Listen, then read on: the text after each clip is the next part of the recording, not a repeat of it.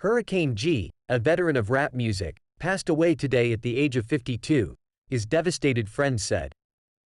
The hip-hop legend, whose actual name is Gloria Rodriguez, collaborated on songs with Diddy and Redman throughout the course of a 30-year career.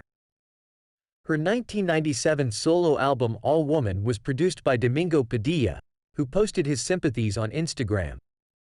He said, "R.I.P. to my good friend Hurricane G, really sad news to get. I was blessed to know her and produce her debut album. God bless her family and daughter."